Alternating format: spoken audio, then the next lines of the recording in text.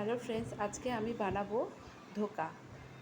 ধোকার জন্য ছোলার ডাল নিয়ে নিয়েছি, আমি আদা নিয়ে নিয়েছি, লঙ্কা নিয়ে নিয়েছি। এগুলোকে আমি এখন মিক্সি করে ফেলবো। ডালটাকে পরিষ্কার করে ধুয়ে নিয়ে চলে এসেছি আমি।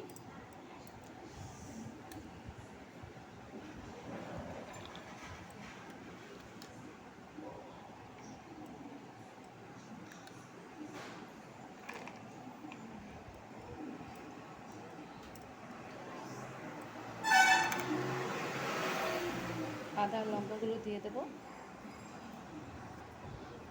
দিয়ে মিক্সি করে নিয়ে আসবো ভালো করে।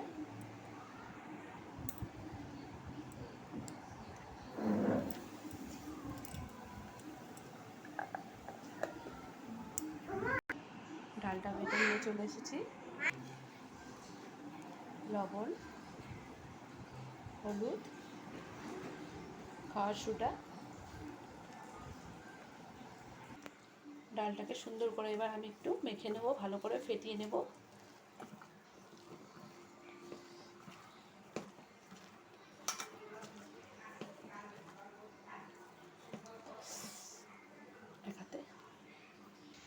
ডালটা আমি ফেটিয়ে নিয়েছি, একটা থালা নিয়ে নিয়েছি। থালার মধ্যে তেল দিয়ে দেবো যাতে না লেগে যায়। তেলটা ভালো করে লাগিয়ে নেব।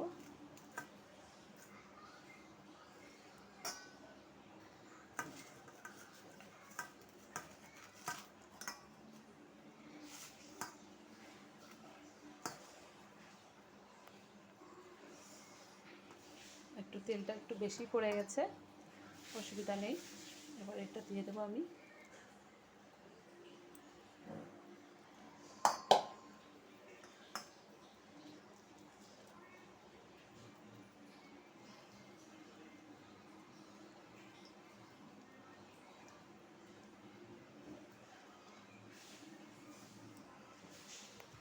এখানে জল গরম হতে দিয়ে দিয়েছি আমি। এবার এটা উপরে দিয়ে দেবো। এটা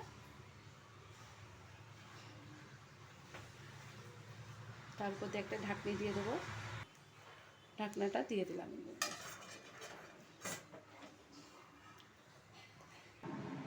আমি এটা নামিয়ে নিয়ে চলে এসেছি। এবার আমি খুলে দেখবো। সুন্দর করে হয়ে গেছে এটা। এটা এবার আমি পিস পিস করে কেটে নেব।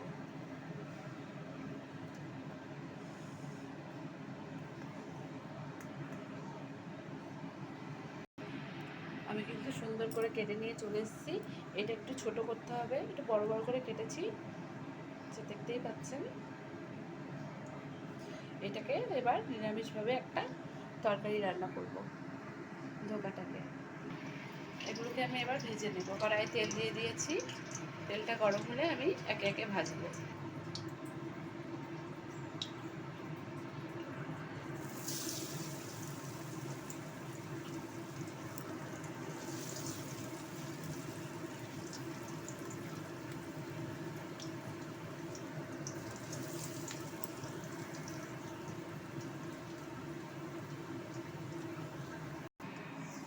আমি কিন্তু একে একে ভেজে নিয়ে চলে এসেছি। এবার এটাকে আমি একটা নিরামিষ তরকারি করব, ধোকার তরকারি। এটাকে আমি এবার নিরামিষ একটা তরকারি বানাবো। এটাকে আমি ভালো করে ভেজে নিয়ে চলে এসেছি। কড়াইয়ে তেল দিয়ে দিয়েছি, জিরে ফোড়ন দিয়ে দিলাম, শুকনো লঙ্কা, তেজপাতা, গরম মশলা একসাথে দিয়ে দেবো। এবার আমি আলুগুলো দিয়ে দেবো।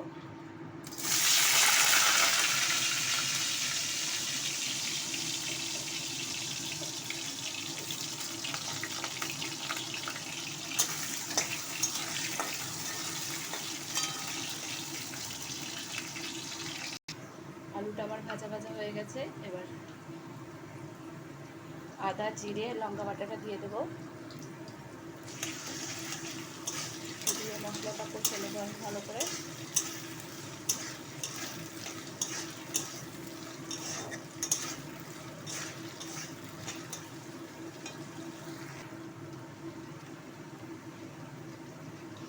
হলুদ, লবণ স্বাদ মতো,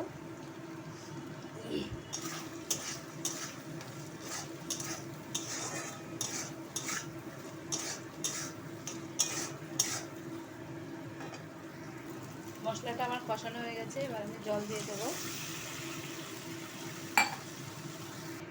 ঝোলটা আমার ফুটে উঠেছে, এবার আমি একে একে দিয়ে দেব।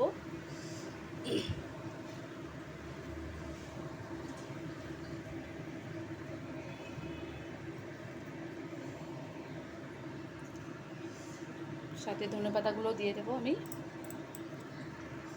সাথে একটু মিষ্টি দিয়ে দিলাম আমি, গুড়।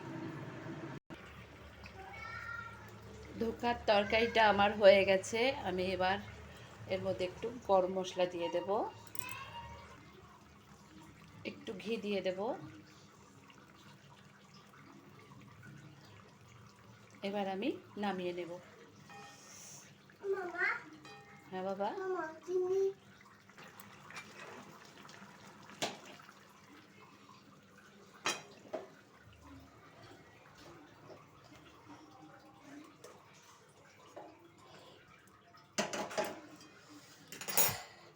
ধোকার তরকারিটা আমার হয়ে গেছে নিরামিষ।